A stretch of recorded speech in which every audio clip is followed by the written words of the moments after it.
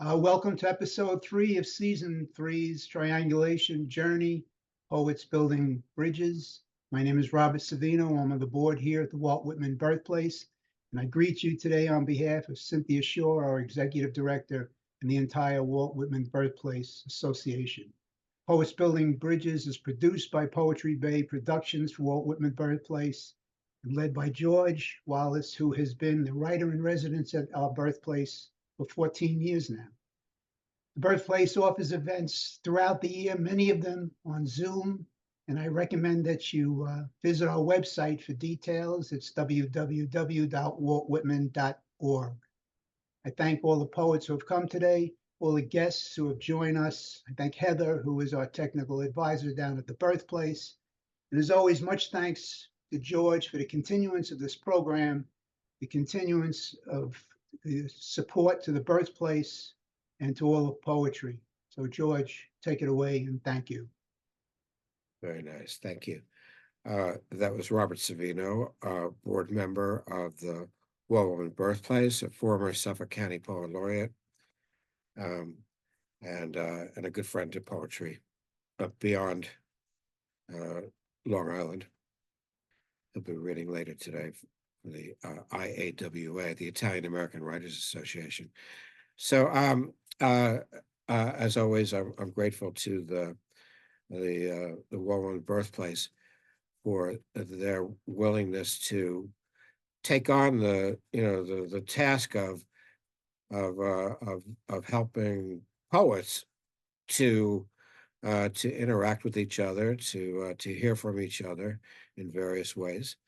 The Walt Whitman Birthplace is this is Walt's birthplace. It was built by his dad, and the people who have managed it since 1959, a succession of people, have had a couple of different tasks. One is to maintain a 200-year-old building at this point, and the contents, to be representative and interpreter and representative of Walt Whitman's cultural and literary legacy.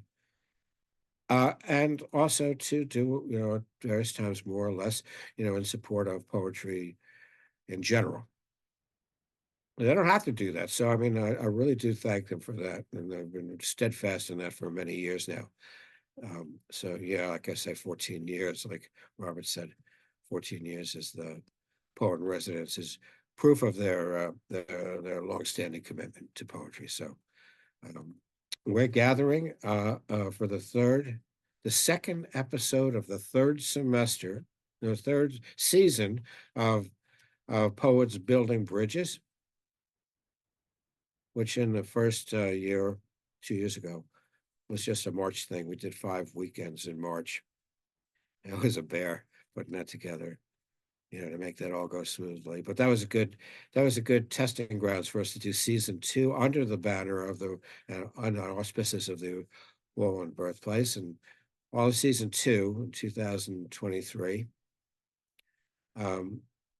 was conducted in a manner that we're going to be doing it today, which is to triangulate groups of poets from 3 different locations globally.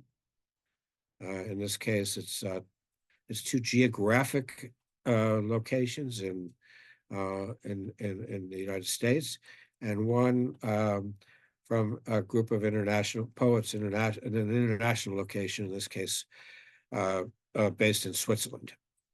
So we're going to be hearing from these 3 different groups in succession. I hope you enjoy the experience.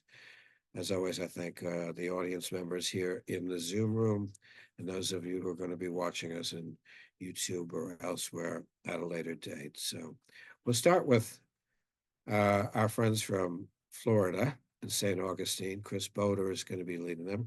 Chris is a fellow I met up at the National Beat Poetry Festival, and also down in St. Augustine, where I participated last year in the Ancient Cities, I don't know, Poetry Festival. I'll tell you what that is, but it's a great little operation that they've got down there. And he's, I think, a Florida Beat Poet Laureate, through the National Beat Poetry Foundation, and just a wonderful friend and to poetry and uh, to me personally. So I want to thank Chris for coming here today and bringing together his people. Chris, take it away. Tell us about your group of people that are going to be reading today. Absolutely. Thank you so much, George. My name is Chris Bodor with the Ancient City Poets. And what that is really is back in August of 2009, we had a successful National Poetry event in April of that year, and kind of like got me out of my funk and got me out of my writing slump because they just went through the mailing list of everyone who was a writer or a poet in St. Johns County and said, you know, we're going to have an event and we'll call it the Ancient City Poets. And I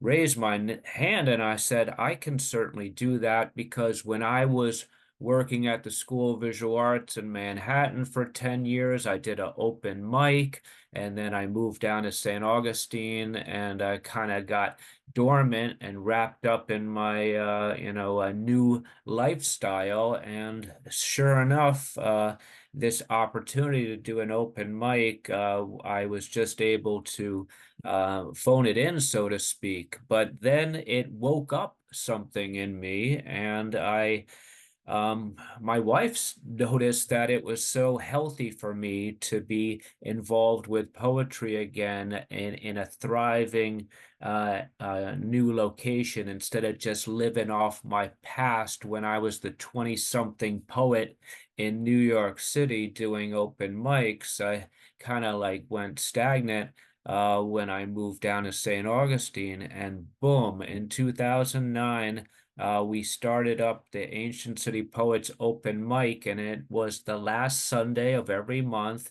And we started that up in August, and it's been going on ever since for 14 years now. So that's been great for me to get back on track and meet deadlines and so forth. It actually is hand in hand with my sobriety. I have 15 years sober, so that can give you an indication of what was happening with my poetry career way back when. And so I've been back on track for 15 years, and every month people come to the open mic, put their name on the list, and we call them up. And sometimes I get opportunities to do something else on the last Sunday of the month. So Robert Waldner has stepped in, Michael Henry Lee, and just this whole great network of people here in St. Augustine.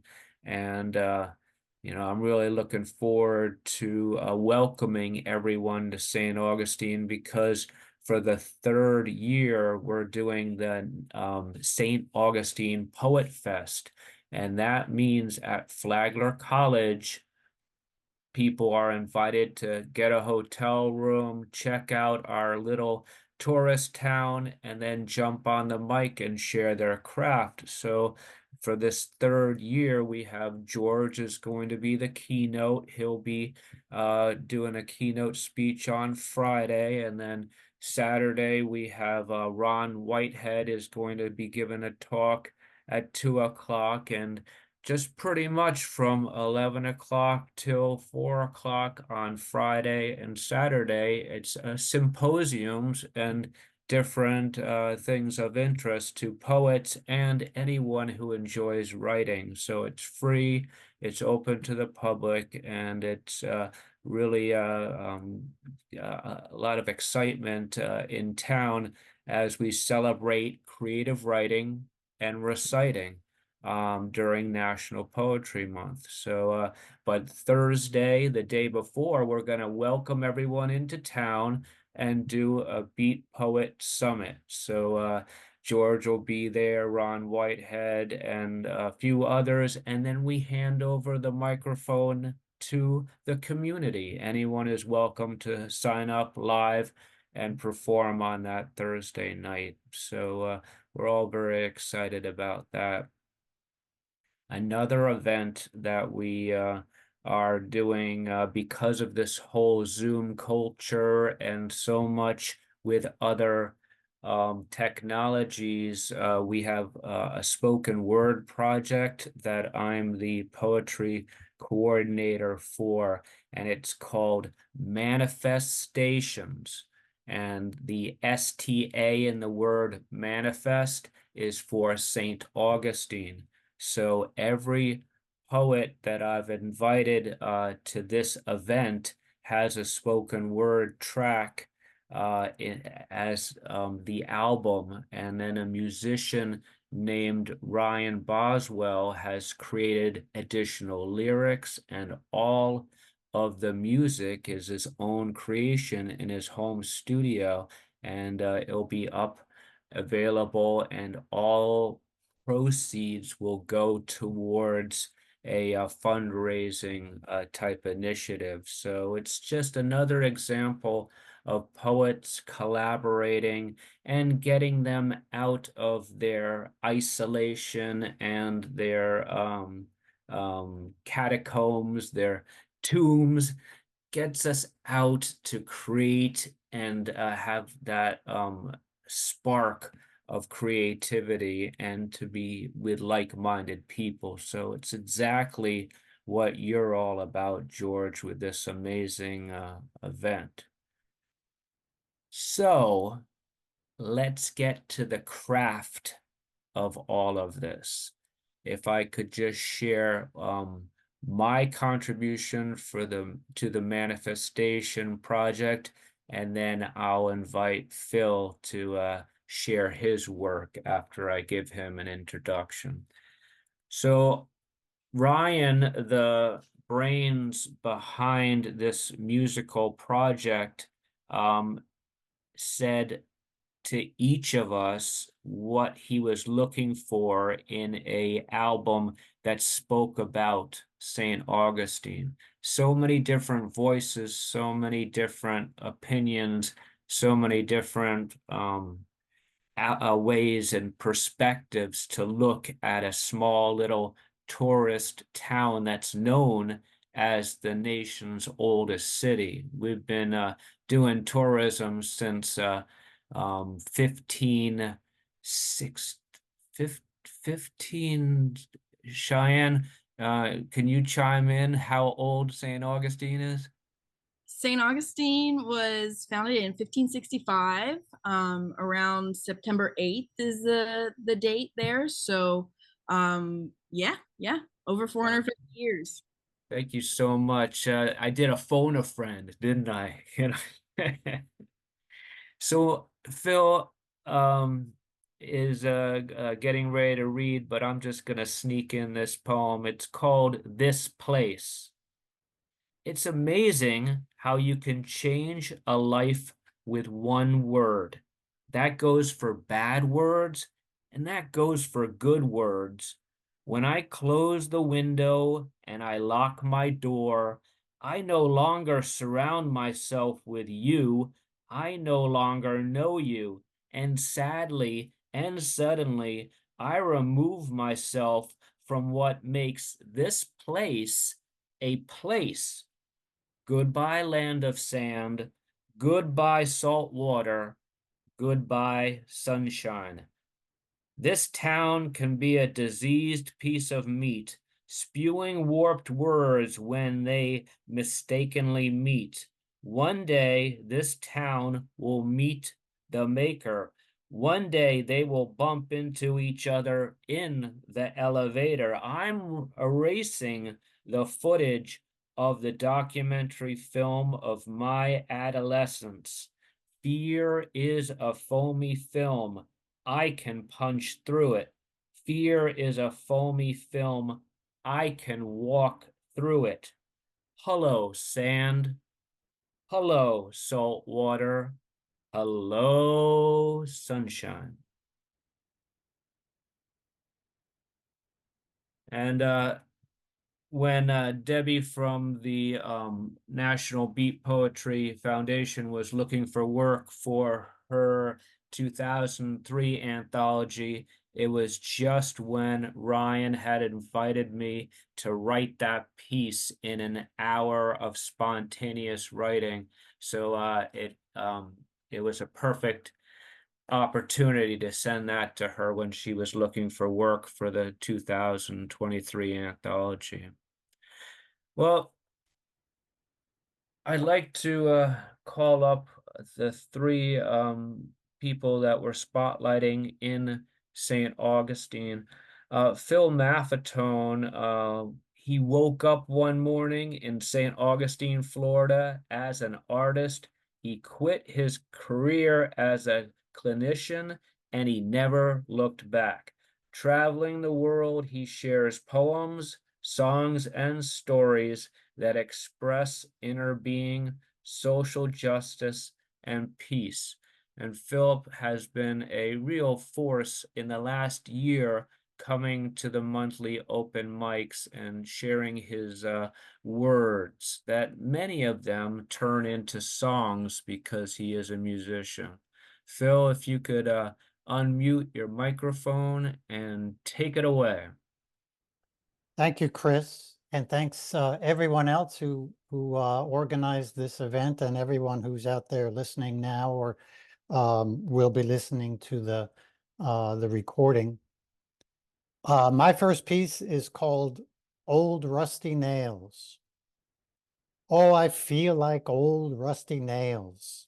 Why didn't I picture myself in better detail? The graveyard looks better and older too. But I'm still sitting here waiting to see you and wishing for a wish that would be true. I like to say that I believe that I'm free and clear and easy. The tires are still rolling, but not like when they were new. And I'm still strolling, looking for you, driving myself here for another shot or two. There I go, here I am. Wherever I end up, it's back again. So my mind goes running and stumbling down, lying on the ground so I could see everything around me, and asking you for one more sound. How I feel like rusty nails. I pictured myself one time in better detail. Now the old city streets in the rain don't look so new. Walking to a place we might meet, waiting to be with you, and wishing for a wish that would be true. Thank you. The next piece is called "This Mind is All That We Own." My mind is a lighthouse. Show me the way. In time, will it lead to another day? With the dark of the sea and only alone, this mind is all that we own. It's never too early or late by the bay, as the seas rise and fall away. Light up the world to see the unknown. Oh, this mind is all that we own. Look out on the water, reflecting the blue. The sky is unseen, so is it still true? Play on the shore until we are grown, while this mind is all that we own. Life's a dream out of time that conveys what it means as we wake to today. Now nowhere to go but wander on home, as this mind is all that we own.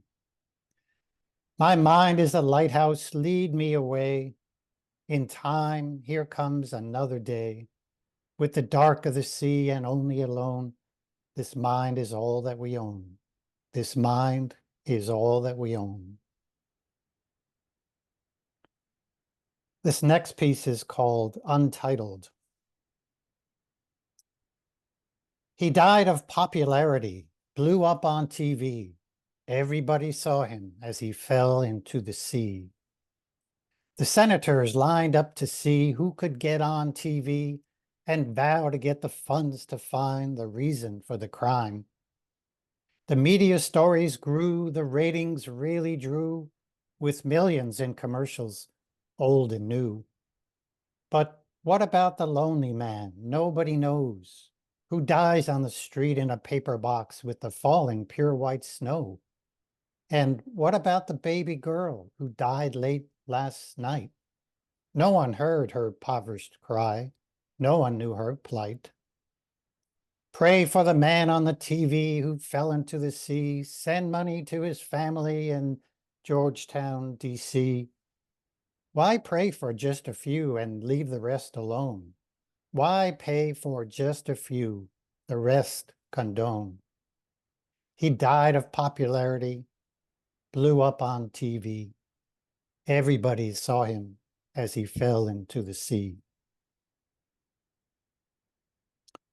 Next one is called Nature Game. Mama, I spilled my wine. Nature stains, nature whines. Come on, is it the same? Always first, nature remains. The sun burns my skin. Nature shines, nature sins. What is evermore? It has passed. Nature is all and always lasts. Starlight bends my mind. Nature wanes, nature rhymes. Mama, why this pain? Nature's full of different games. Mountains swell and fall. Nature flies, nature calls. There's no without or no within. Nature reigns and always wins. Mama, you're sometimes tame. Nature's one, but not the same. When oh so beautiful for a while, nature changes back to something wild. Life is always dying. Nature's never not always trying. For all that we do not know, nature's all but yes and never no. Thank you so much, Phil. We just want to stay on track and give Robert and Cheyenne an opportunity to love all of the stuff you've been doing, both at the open mics, putting your name on the list, bringing up your stuff, and also the music projects that we've been able to work on. Thank you so much for taking time out of your busy schedule on Saturday at noontime. So now, Robert Waldner, he's been a dedicated poet and writer since childhood. His life experiences have largely shaped his literary work. Robert has been an active member of the Ancient City Poets here in St. Augustine since 2013. And as I had mentioned, he led many of the monthly open mics in the spirit of rotation. That's how we like to do it. So for the past 7 years, he's been actively writing articles for a lot of Northeast Florida publications. So he's getting back into his journalism career. And you can also find his poetry and essays in various literary anthologies. I like to think of Robert as me 15 years ago, and I wouldn't be where I was if so many people hadn't have lifted me up and given me opportunities. And I just love giving these opportunities to Robert because he's so open and eager, and he reminds me of when I was first starting out 30 years ago. So take it away, Robert. The open mic is yours. Thank you, Chris. First off, can I just get a confirmation that you guys can hear me okay? Oh, yeah. Okay, good. So first off, thank you, Chris, for this wonderful opportunity. Thank you, George, and for the organizers of this event. It's a pleasure to be here. And I have 4 short poems, but Chris, if I start going too long, please just let me know and I can cut it short. I will also start with my manifestations piece. This will be the first time that I've read it other than the recording in public. And it's called Adversity for the Ages. Downtrodden elegance and lime-lightened ancestry, they abound here. Gothic steeples, oppressed peoples, and ancient reverie can always be found around a corner near. There are those unimpressed by the beauty in their presence, for searching out their next meal is their only essence. Repressed irony in this place is always crystal clear. The interests of historians can always be drowned here. The substance of the Gilded Age, mixed with the anxiety of societal rage, is a staple on these antique streets. Age-old love, mixed with fantastic distractions from above, fuel the oblivion of the tourists we meet. If you need proof, turn the corner from the cathedral onto St. George Street. There is something for everyone here. Vibrant windows to shop and a dose of cruel reality to stoke every fear. Sweet naivety to the reality of subjugation is always in abundance here. Our traditions, regardless of their effect on the masses and lower classes, we will always hold dear. Love, hate, peace, and war, they thrive in this world forevermore, but they all retire and come to die here, living out their days, sunbathing in malaise, to fill our spectral burial grounds right here.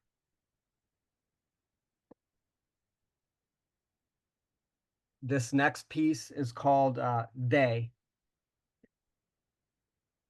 They told me to write about it if it hurts. They said to compose honestly regarding the illness of mankind hardening my heart.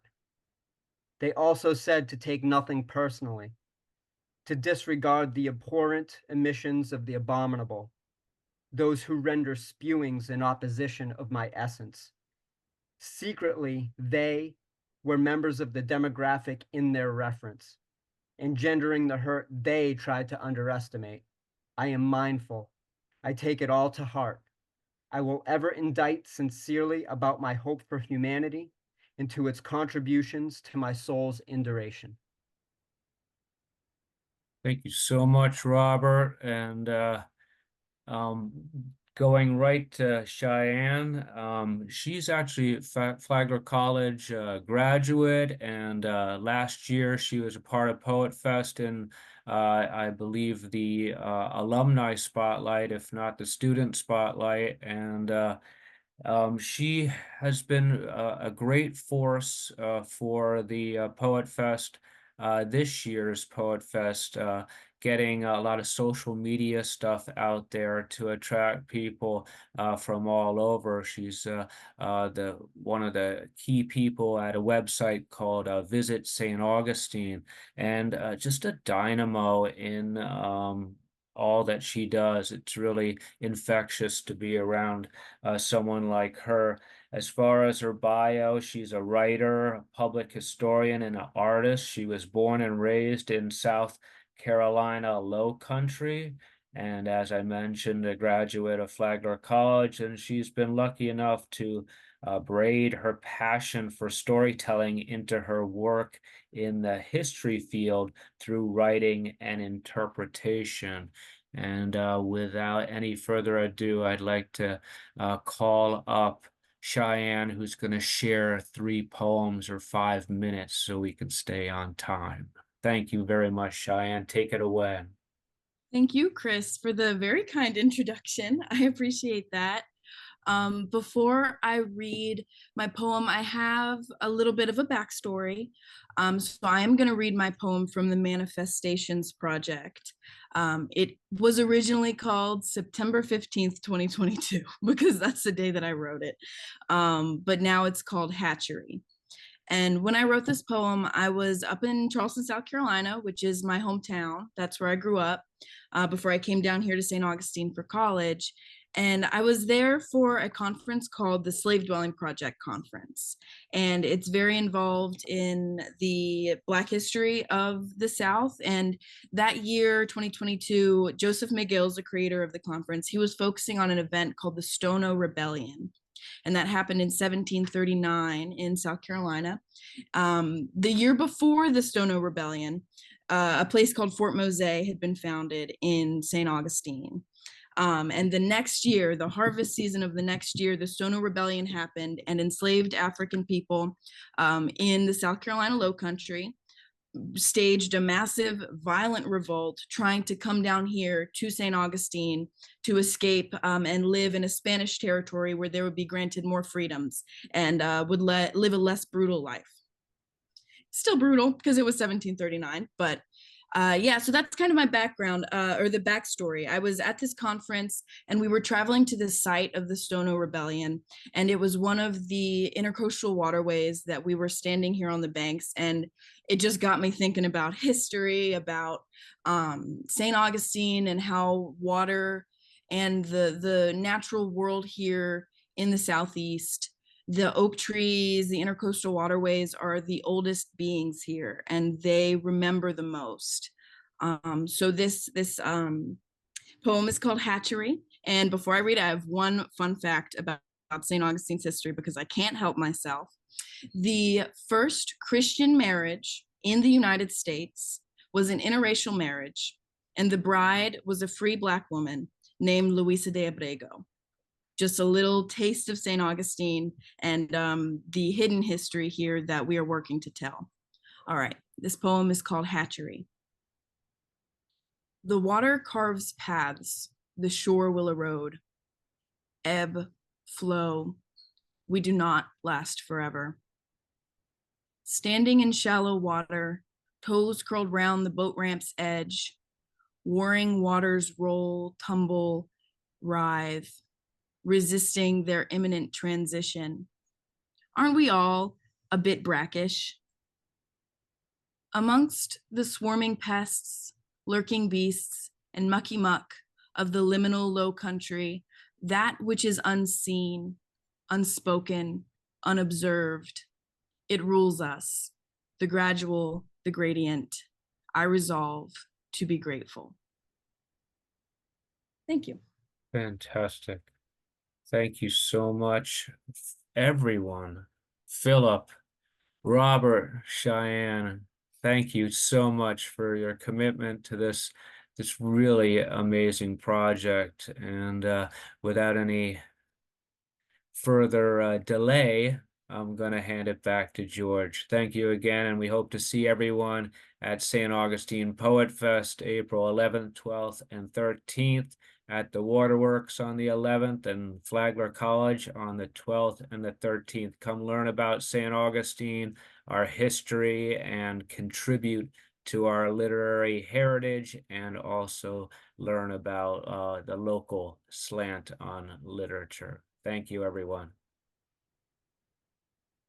Chris Bodor and his friends from St. Augustine, Florida. Thanks again. Put your hands together for the Florida people, please. And for Chris for his extremely well-disciplined control of the minutes that allotted him. Thank you for that. I would love to have heard more from each one of your poets. So hopefully in the future we'll have an opportunity to do that. I'll just mention before we move to the next group that Cheyenne was mentioning Gullah country, which is the low country in South Carolina, which is very, very unique heritage, as there are places that we don't think about too often in terms of their unique contribution to American culture. Gullah country being one of them, and maybe the border of Rio Grande, between Texas and Mexico, where the Mestizo, where the Anzaldúa country is, and region by region, there are things to offer. So this interface between historic culture and contemporary literary culture is something well worth exploring. I was the village historian in Northport, Long Island, just up the street from here, before I got involved very much in organizing poetry. And it was by getting involved in interpreting Jack Kerouac's presence in Northport that I was launched into the world of regional, national, and international poetry. So there's a richness that we have in our various communities, and just to catch a glimpse of them reminds us of that richness in our own communities that we should explore and to appreciate in other communities as well. So thank you for that. I'll move right along to. I'm going to interrupt you really quick. I'll pop some Gullah resources in the chat. Thank you so much, George. Okay, good. I'll move along to our next group from Oklahoma. I'd like to, I guess they're Oklahoma City, vortex of poets in Oklahoma, and that's a distinction that many people might not appreciate between the Tulsa poets and the Oklahoma City poets. But Ben Myers is going to be leading this group. Came to my attention when I began to go to Oklahoma City, and especially the Woody Guthrie Festival in Okemah. He was part of that group that I associated with all the way back to like 2004, and was a prominent participant in the annual poetry readings that we started doing at the Woody Guthrie Festival in Okemah, which are ongoing to this day in July. But also, an important Oklahoma writer was the Oklahoma State Poet Laureate, I believe, one of the many fine people and one of the most distinguished, really, who have occupied that position. And also, he's been a friend to me in my publishing efforts. He's contributed to Poetry Bay and other publications over the years. So we're going to hear now from that group of people, Ben Myers and his friends from the great state in the belly of the beast, Oklahoma. Ben Myers, please welcome him. Thanks. It's really great to be here.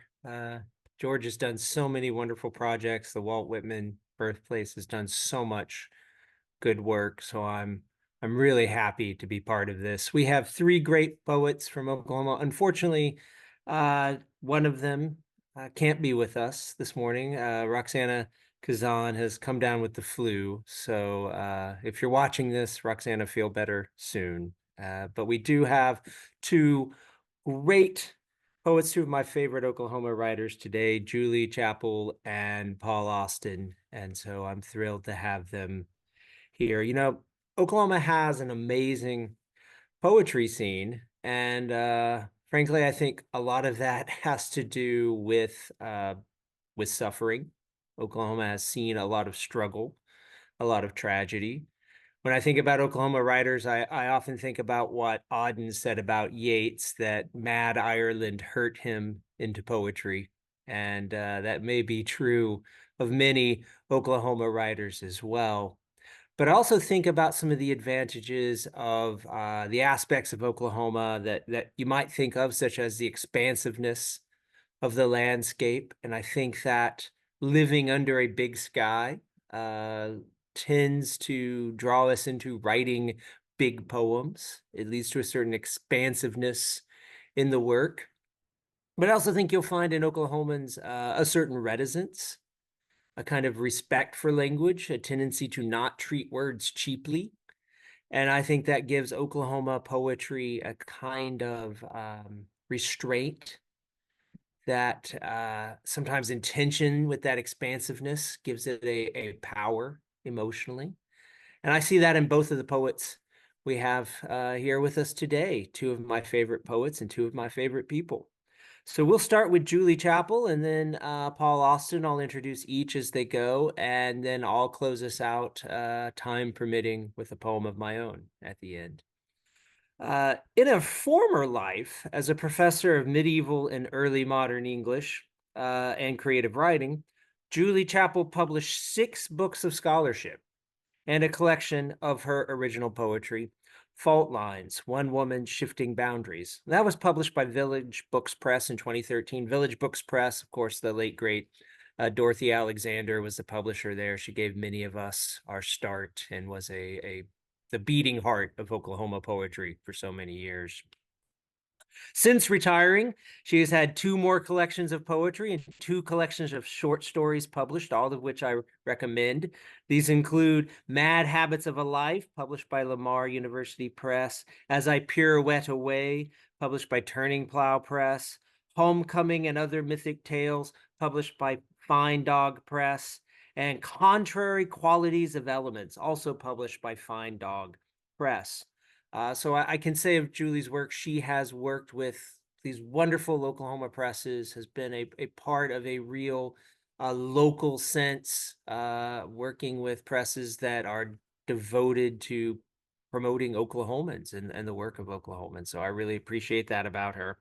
She lives in Oklahoma on Lake Keystone with her poet husband, Hank Jones, and their 4 cats. And from what I can understand, a vast array of wildlife that makes its way across their deck. So, Julie Chappell.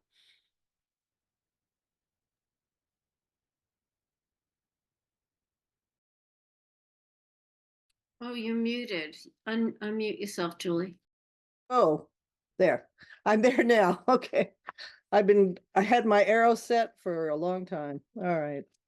Thank you, Ben, and thank you, George, and everyone involved in this event. I really appreciate it. I'm going to read 3 short poems, given the time we have. The first one was actually inspired by my work in Middle English in the lyrics. And so I have borrowed about 3 or 4 lines from that poem, and you will hear those as I go. It's entitled, "The Man in the Moon Grieves for His Mother." Man in the moon standing straight across the sky around his Mother Earth, looking down at his slow progress, grieving for her. Mother Threadbare is catching fire while her resident self-serving children, who are not the man in the moon, add fuel to the flames that burn her. It is much wonder that Hay Nadoon slit, but holds firm above, not daring to take his eyes from his mother. Though he can pull the tides back and forth, in and out, the water too seems alight and cannot quench her flames. Those other children stripped her of her abundance to feed their own insatiable desires. Though she had given selflessly and plentifully, they consumed without a thought for her, and the man shuddereth and shirreth at the sight of their neglect. As she burns, they poke and prod her for nourishment she can no longer give. As they look to the man in the moon, their long neglected, unacknowledged sibling, wondering as he goes behind the clouds of smoke, whither trow this man o' the way take. The man, keening for his failing mother, watches alone as those other children tear each other to bits over her remains, and ungrateful to the last, pick her bones, denying the true cause of her wasting, of her dying. Only the man in the moon grieves for his mother. The others, writhing in the mire of their selfishness, cry out as death refuses to hurry to relieve their suffering, wrought by their disdain for the mother of them all. The next piece is certainly Oklahoma and My Lake House, as well as Baudelaire, entitled "Listening to Baudelaire on a Winter Morning." Listening to a poet reading Baudelaire on a podcast, I was beginning to embrace Baudelaire's imperative, an ivre-vu, with poetry, not wine, for it was morning in Oklahoma, not Paris. But in the morning in Oklahoma, the squirrels and birds were wild with feeding frenzy. The birds swarming the hanging feeders, the squirrels racing for peanuts, when suddenly, as if I were inebriated, my eyes stumbled as a flash of white and brown came swooping down upon a flash of rusty, bushy red, streaking away below the deck into the trees. The chase moving swiftly from branch to branch until, imperiled in the crook of one small tree, the hawk, perhaps a kestrel, struggled, caught by the tree. I ran out with a drunken bellow, "Get out! Leave the squirrels alone!" following the now ascending hawk with eyes and voice as he gained altitude and equilibrium. And I felt what? Motherly, because I feed the squirrels peanuts each day so as not to feel so alone in these woods? Or guilty because I feed the squirrels each day, setting them up for death? Or guilty because I have deprived the hawk of its feeding on a cold winter morning? I stay out for a while, though soon return to retune myself to poetry, finding it hard to concentrate on Baudelaire and his demand that we get drunk on something, wine, poetry, virtue. Yet now I am hungover, the adrenaline of fight or flight, of raptor and prey infusing my blood, sending electric shocks through my being for my culpability in the tragedy of nature's imperative. Last one. On the bones of the Romans was just a line on a piece of paper that floated by in her dream. She couldn't read the other words, the hand indecipherable except for that one brief line.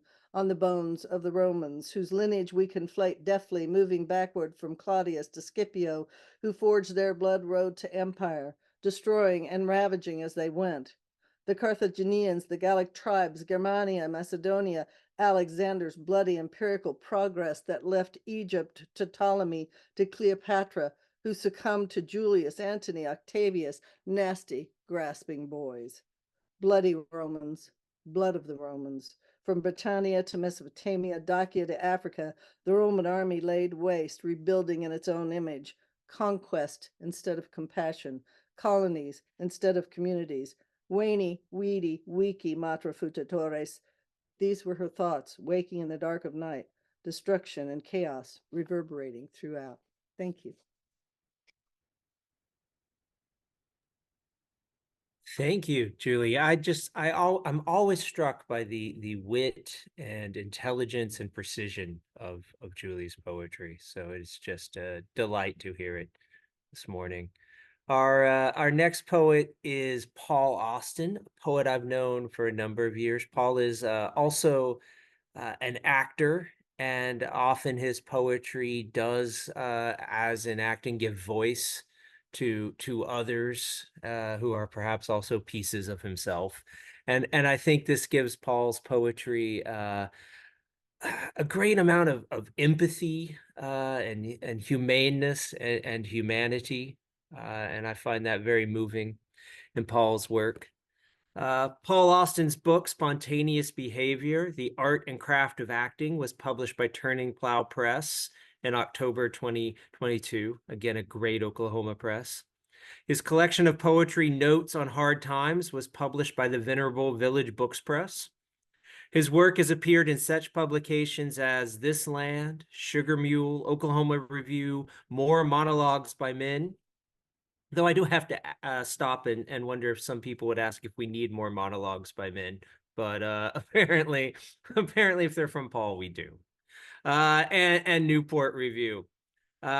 His poems have also been included in Speak Your Mind, the 2019 anthology of Woody Guthrie poets, Bull, Buffalo, and Indian Paintbrush, an anthology of Oklahoma poetry, Behind the Mask, Haiku in the Time of COVID-19, Jerry Jazz Musician, and Levelland, poems for and about the I-35 corridor, which is a great anthology that has many great Oklahoma poets and others. Late Night Conspiracies, a collection of his writings, was performed with a jazz ensemble at New York's Ensemble Studio Theater. So everybody, Paul Austen.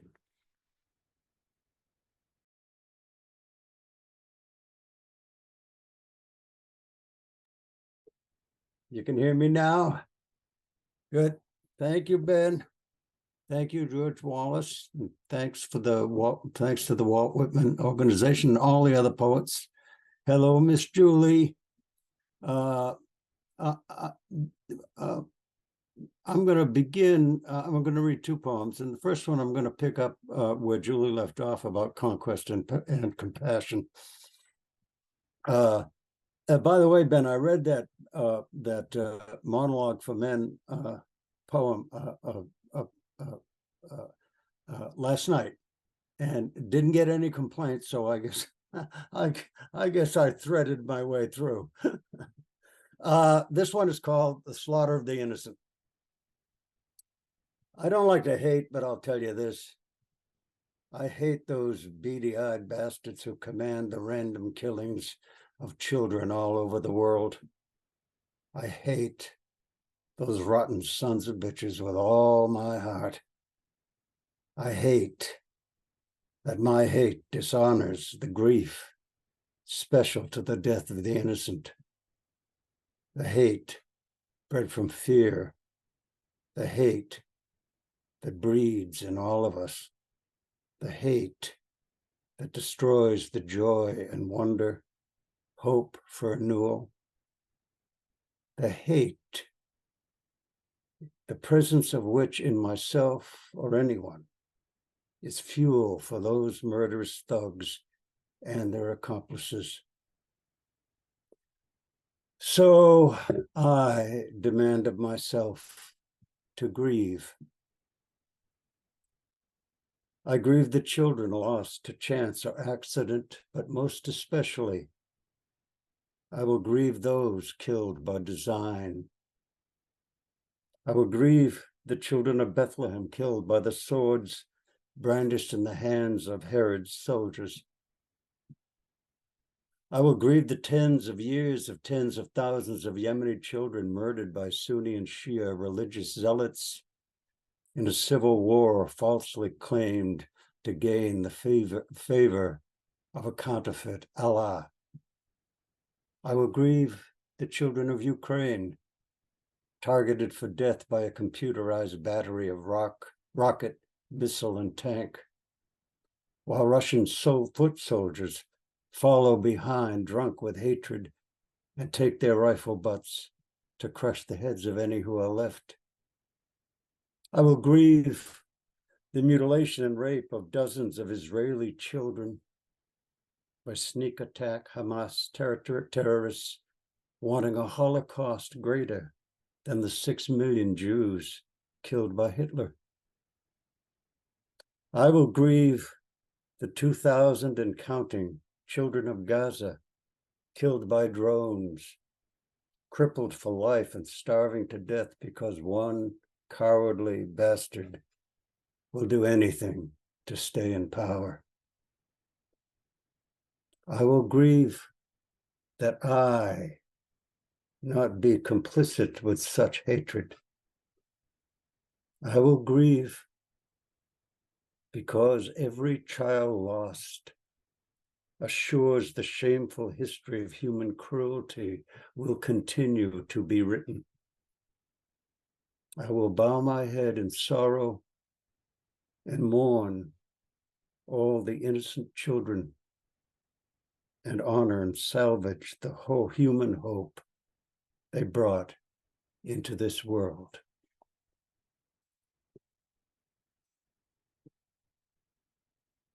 The next poem is one of the great things about Oklahoma for a fellow who came down from Yankee land is to recognize the ancient energy in the land. And one of the greatest things that has happened in the last 40 years or so has been this increased, dynamic, energetic, powerful contribution of the indigenous peoples of this state. And many of them are my heroes. And this poem is a poem that I wrote in honor of the peripatetic, magnificent poet and musician, Joy Harjo. And there's a sub quote from her book of poems of reconciliation that precede the poem. And that quote is, "Yes, the distance was great between your country and mine, yet our children played in the path between our houses." And the poem is called If They Ask. If they ask for you, pack your bag and go. If they ask for poems, say them a poem. Bring muscle and bone, shoes and rosin, picks and strings, flutes and drums. Tell them your story. Let blood memory call forth deep song. Chant your lament, dance the rising sun, rhyme the hour of joy. Take an encore, tell them again. Otherwise, the voice of power will be all they hear. Thank you.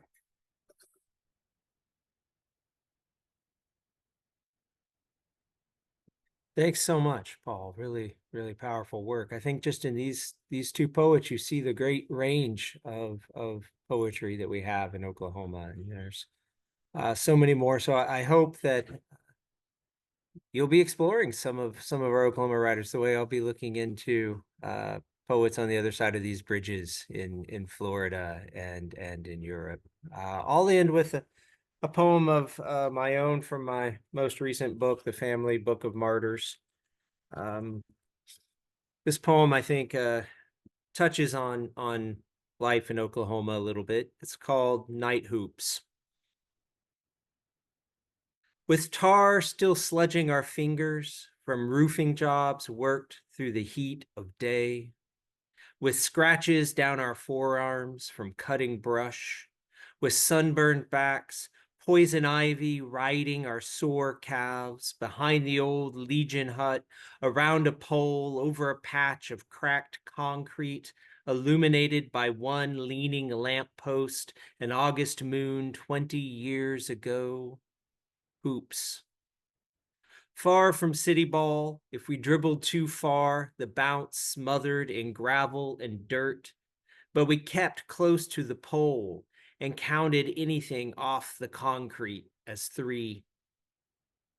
Tonight, I'm watching basketball on TV with the sound turned down, and hear instead the rubber pounding into baked concrete beneath the broken windows of the abandoned hut. June bugs bouncing off the yellow light. I let my eyes fall shut and see us jostling, bumping, reaching across to steal the ball, breaking for the basket, battling over limited territory. We played because we had nowhere else to be, or because work had worn us to bear sleeplessness, or we played to stay gone until an empty bottle dropped from someone's half-dead hand. And from this distance, I know what is going to happen. One of us will go to war and return with an empty sleeve. Another will lose a child and grieve tearlessly, his whole life an eroding city under a coarse cloud of dust. The rest of us will drift off to jobs or jail, off to divorces and the rusty nail of small humiliations, moving apart as silently and subtly as sluggish continents.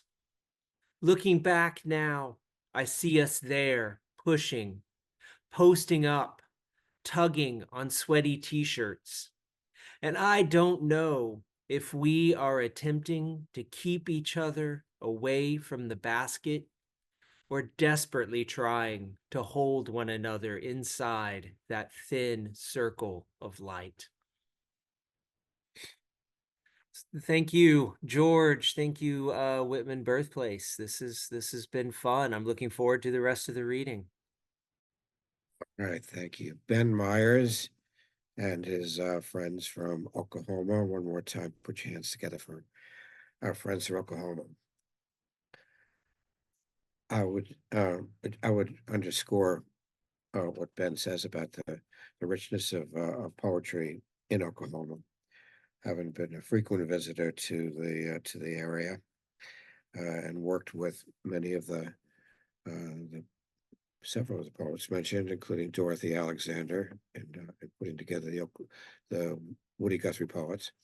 It is a remarkable act of courage sometimes to be a poet in an environment which is not necessarily, supportive of your work, and whether it's in Florida or in Oklahoma or in some parts of New York City, that it takes courage to be what we are. So I salute all of you wherever you are when you're confronting the lack of support, which we by virtue of our bringing poetry as a fifth estate to to an understanding of politics and culture of the world around us, we play an essential role.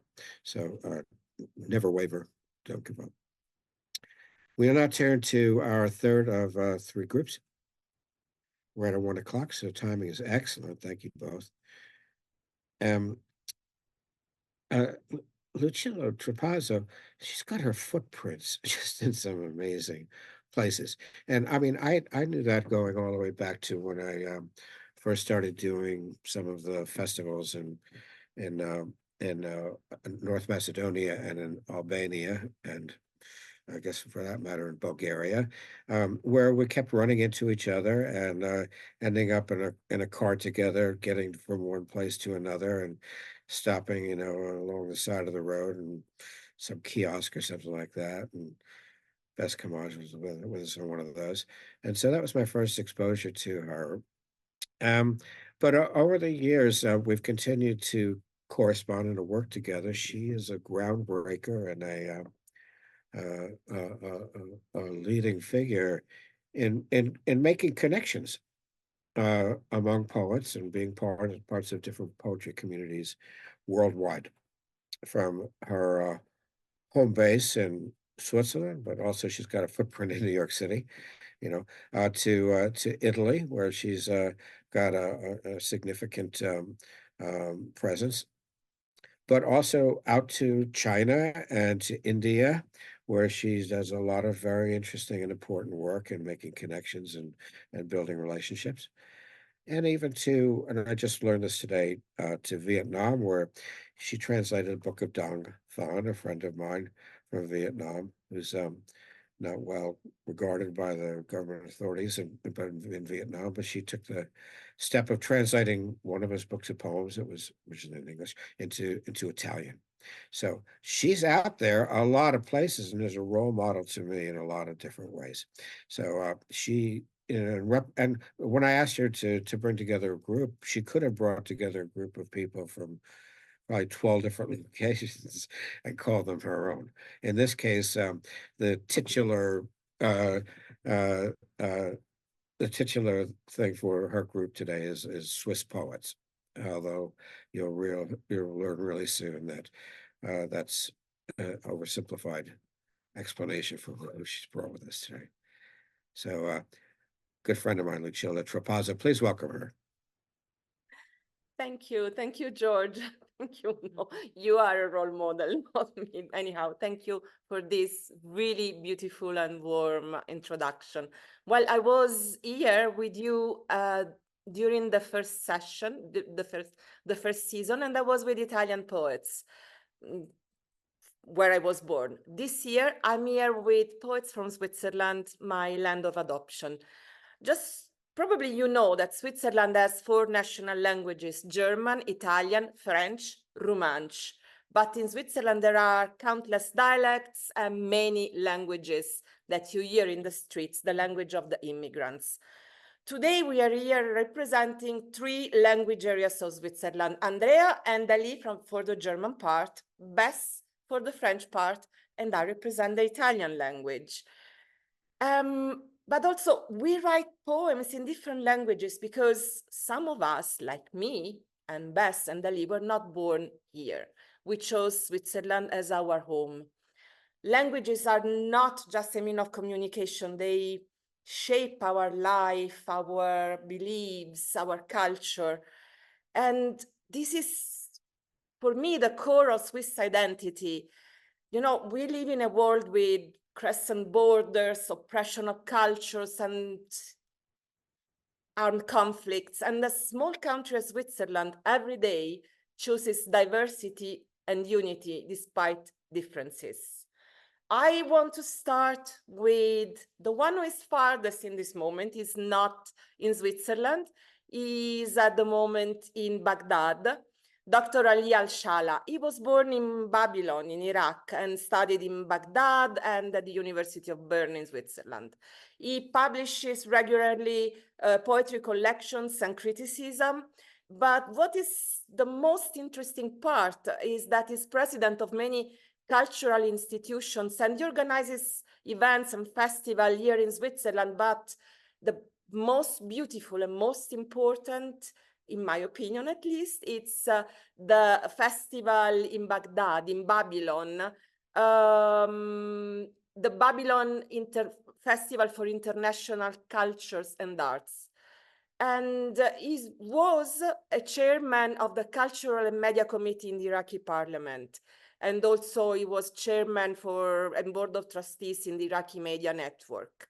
So, Ali, to you, the microphone.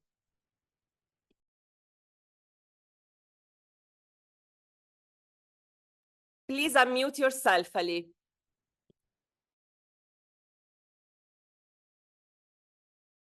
You're still muted. We cannot hear you. Okay, yes. okay, my friend. Are you hearing me now? Yes. Okay, thank you. It's harder to see on the phone. Thank you. I am Ali Al-Shalah. I am a poet from Babylon, the old city Babylon, as you know. And I born there in 1965, and from a family who have a good relationship with the religion and also with the work in the government in the same times. But that's learned me many things about the language and about also the poetry. In Babylon, I stayed there 18 years.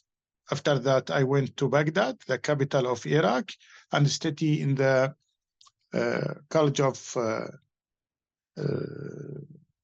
Arabic language. And after that, to Amman to study in Amman University, the magister, also in the modern Arab poetry. After that, I went to Switzerland, to Zurich, and I studied the doctorate in Bern University. But this a very long story, because it's something in the between the politics and the poetry in the time from the dictatorship, as you know, from Saddam time. I have 12 books, 9 the poetry and 3 the critic. And as Lucilla said, I made in Switzerland also the Al-Mutanabbi Poetry Festival. Al-Mutanabbi is the famous Arabic poet. His name means the person who said, I am a prophet, but he is not a prophet.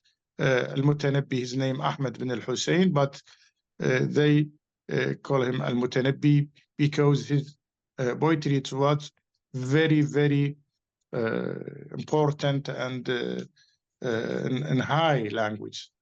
In Switzerland, I established that festival between 2000 until 2014. And I try this year, maybe at November, to come back to make the 14 exemplar, 14, because we had 13. Every year we inviting it about 40 poets, 20 from many countries and 20 from the Arab countries, to make this bridge between the cultures and in the poetry. After 2003, I came back to Iraq, and in my dreams was another festival in the old city Babylon. And now we are working in this day about the 11 Babylon festival. It's between 19 April until 26 April in this year. And I think it's again, like what Lucilla said, it's very important thing to me and now to the Iraqi and the Arab and culture. And the UNESCO said that's one from the biggest and very important festivals in the Middle East. It's not only for poetry, it's for poetry and for short stories and also for music and many things about the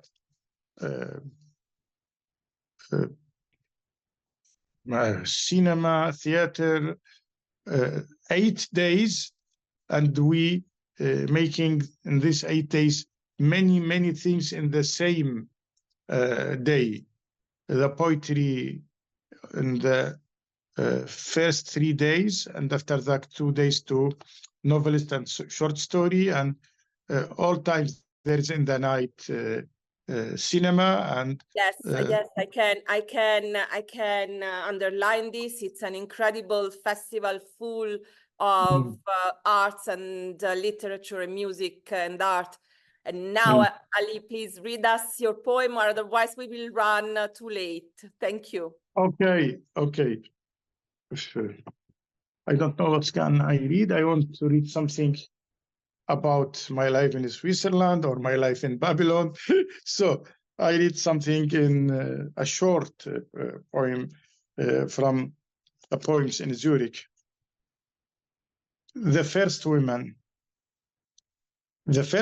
in my life was not a neighbor in a house, not a classmate, not an actor in images, not a heroine in novel, not a hermit in the temple, not a picture on the wall, not a stud in a garden. The first woman in my life is the one who has not come yet. I am afraid she will not come. Thus, the femininity of the word remains incomplete. It's clear. The last sentence.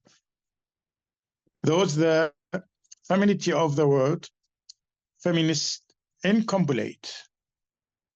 It's as you know, my second language is German, not English, but I try to read in English. Okay. It was perfect. Amulet. It was perfect. Thank you. Okay.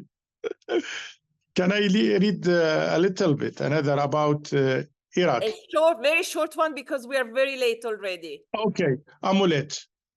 2 years ago, when I chose to be an immigrant, I left my picture in a green notebook. Thus, I kept my face. At the border, I alone hope to be turned back. Every time stayed in my time in Iraqi time. Thank you. Thank you. I guess that we all that left our homes have two kind of clocks. One that always, one heart that always beats at that time in there. Now we go to Best Samai, my friend Best Samai. He was born in Kosovo and studied in Pristina and then in Zagreb and Lausanne, where he lives and teaches at the university since 1989. He is a founder of Association of Alban Writers in Switzerland and author of 5, maybe 6 now, I'm not sure, volumes of poetry. And he started writing when he was 12 years old. Bess. Good evening. Hello, everyone. Thank you, Walt Whitman's Birthplace, for this great project, Poets Building Bridges. Thank you, George, for this great building. Amazing one. I feel so good being with all of you in this virtual literary meeting. In a certain moment of our lives, we were all blessed, and we had to express it in some way, like I did. I felt in love with letters, and I started to write a poem like this one. Okay. The first one. On the way, I'm closing the windows for a while to elude the dust of the world. In the meantime, I'm writing verses. The time will come to sharpen and to enrich them, as I can take the curious eyes by my hands, descending the stairs of my spirit. I'm on the way. I'll come one day to drink your loneliness in a sip.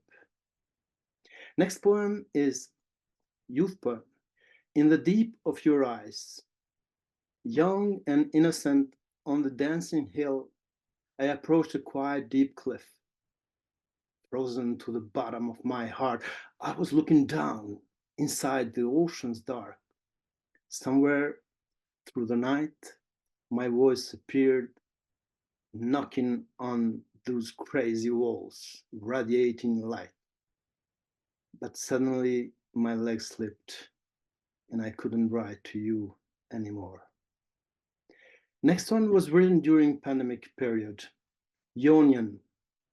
I'm in the clouds, but I'm fine. Maybe we won't see each other again. Pouring down tears doesn't help. I miss you and me. It's raining, my love. And the last one, no more letters for you. Now I have no more letters for you, neither words, nor mouth or tongue. I have no hands, no legs, nor anything else. Between two open walls, you set me in parentheses. You says everything, only you leave my eyes wide open, gazing inside.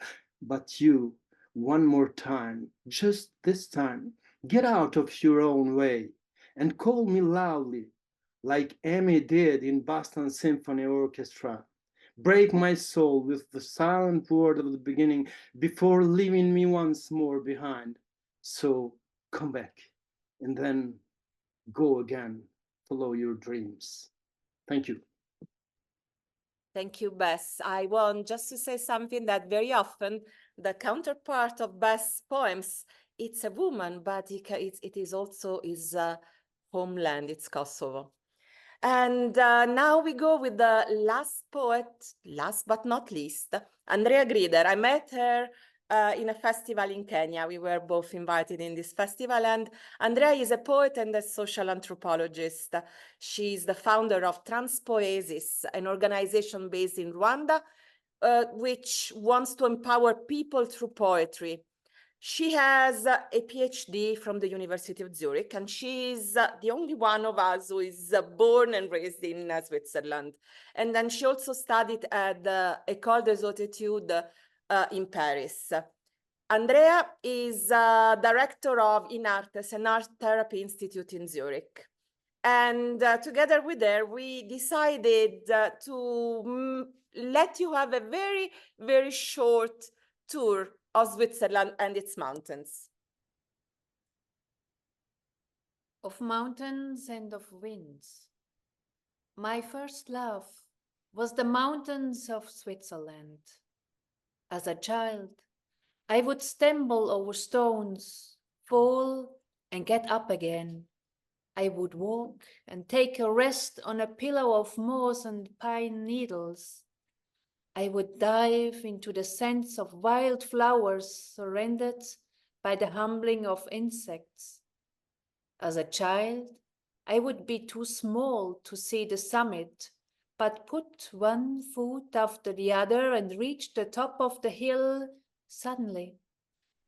My first love was the mountains of Switzerland. Their names travel with me in my ear. Pilatus, Monte Leone, Chasseral. Like the caress of the wind. Ah, les champs dent blanche. When I grew older, I lost the patience to walk up hills for hours and downhill for longer. Napf, napf, napf. My father told me we only have 1 hour left to reach the summit, and we ended up walking 3 more hours. How long? Matterhorn, no, du Fußspitze! I was tired to walk uphill and downhill in a line with my family. I wanted to fly far, fly to other continents. On these journeys, I often ended up discovering other mountains and hills. Whenever I would come home from far away, I would climb the mountains of Switzerland. Le Dabiere, Monte San Salvatore. In its devotion, my heart connects with the mountains and the hills that I have come to know and love on other continents. Monte Generoso, Mon San Giorgio, Monte San Salvatore.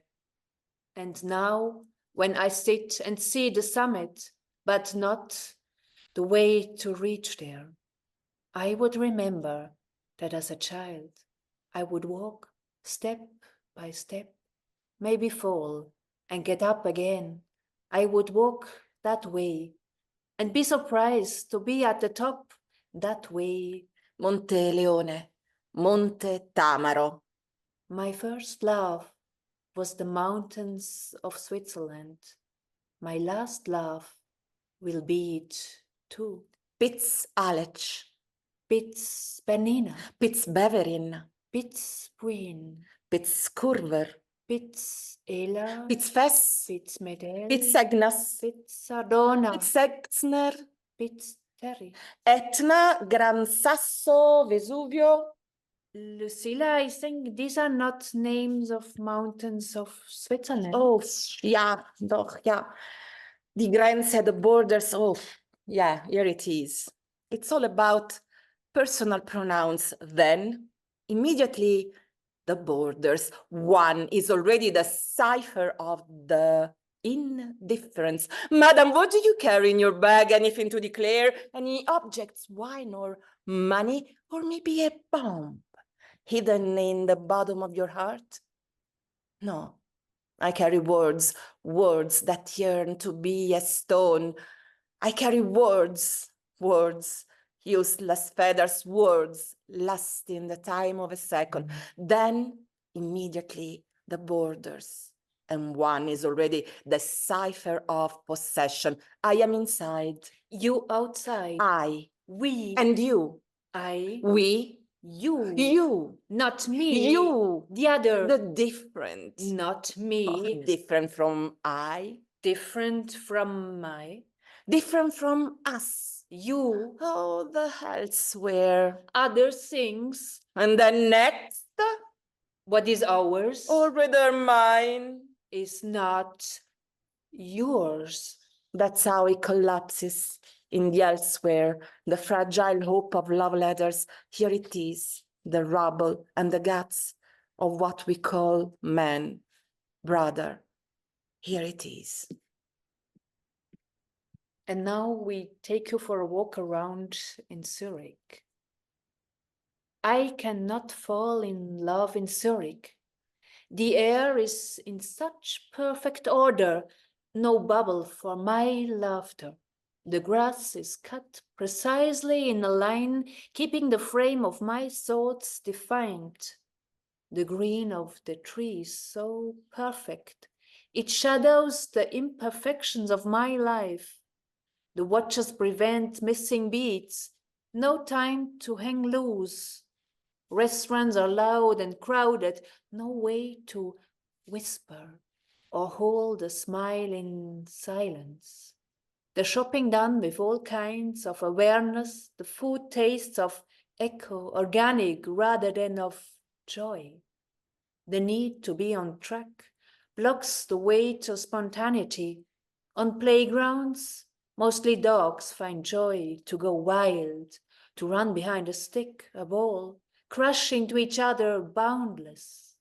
The owners, eager to train them, may learn instead to follow a scent, to sniff, explore with all senses the air, the perfume, the odor of a small flower along the path just beside the way. Nächste Haltestelle Paradeplatz. Next stop, Paradeplatz. Paradeplatz is the most important square in Zurich, and there is always a very, very peculiar person, always alone, going up and down the trams. He's hiding his face behind a faded fan, in doubt between fate and malice, with his gaze askew. The crease of the lips smile. On the other side of the fan, hiding his rotten teeth from the wind. Long braids down to the navel, blonde of cheap plastic. Instead, he carries with pride and 2 red apples on his face. For the sake of completeness, unshaven beard and checked pants mark incongruity under the pleated skirt. Oh, cast the first stone, he who lives without sin. The attempt of a smile. Mine, my gaze follows them both, beard and braids, getting off the tram and vanishing, step by step, at the horizon of indifference. Ah, it reminds me the tram step. It's just a weirdo going up and down the number 4. The rest runs along the shopping street. The rest is rain-faded ink. Next day, Alte Stelle, Paradeplatz. Next stop, Paradeplatz. And my tram goes. The last part is a reading of 2 sound poems from the Dada movement. They seem meaningless, but have a deeper meaning instead. Jolifanto, Bambla, Ofalibambla, Verdaustig war es. Crossiga, Glasse Wieben. Va Hablahorem, Rotterten Gorkli. E Gigagoramen, Im Gemangt. Higo, Ploi Carusula Huju, Ugar Ellump war. Holoka, Polala, Der Pluckenbank. and Logo, Pung, Die Gabenschweisel. Plagabung, Die Gabenschweisel. Plaga, Pung, Die Gabenschweisel frieben. Busso Fataka. Feculento era. E I latinosi ravani U, trascettavano. Champa, Puluvasa Olobo, Gardoli in mescenza. He Statakorem, Mica lampa era. E Shiga Sumbada, L'instabile. Bulubu, Subudu, Ulu, Subudu, Pascenza. Tumba, Bamf, I celluli gabbati Pusa, Kauma, frigiolavano. And these were not our poems. They were poems by the Dadaist Ugo Ball and the postmodern Hans Magnus Enzensberger, experimenting with language and meaning. And the last part of the Hans Magnus Enzensberger has been translated by me into Italian. So that's for the Swiss part, and I give back the microphone to George. Thank you. Wow, wonderful conclusion to the reading. I was going to suggest that Lucilla read a poem of her own, but that was integral. Her work was integral to that. So we've heard from everyone, including the compares for each of the groups. So let's hear it one more time from our friends from who have been collected under the umbrella of Switzerland. Thank you all for doing that. That does conclude in an hour and a half, which is unprecedented. We usually go an hour and 45 minutes, a really satisfying and diverse set of presentations. So thank you all for doing that. As always, I'm very appreciative of the Walt Whitman Birthplace, Robert Savino, the person who MCs this, and all of you, friends from New York, Francine, Judith Lee, Herbert, from Oklahoma, Hank, who was here, I guess, as a poet supporting his wife, Rilla, and Amy Robinson, and all of you who we've only met for the first time. Bob Heeman from New York City, Bruce Johnson, who's going to be hosting one of these groups in the future, Maria Lizella from Queens as well. So it's nice to have a real audience, and thank you all for joining us as audience members or future participants in one way or another. This is the conclusion. Actually, it turns out to be the third episode in the third season, January, February, March. In April, we have with us some poets from Carville, Texas.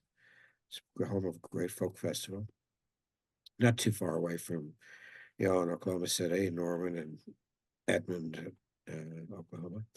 The people represented by Live Magazine, so that's a New York City publication. It'll be all New York City poets in that case, led by Jeff Wright, and finally a group of poets in a similar way, brought together as representing Portuguese poets, although some of them are from other locations living in Portugal, or Portuguese people living elsewhere, including, I think, one from Canada. So you see the range of what it is we do and the fabric of it. I think this is a beautiful example of it today. So I want to thank you all for participating in it in the way that you did. And watch for the show to come out on YouTube on Monday.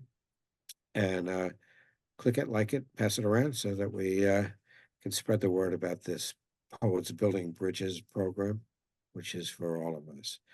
I'll see you all down the road. Thank you for joining us.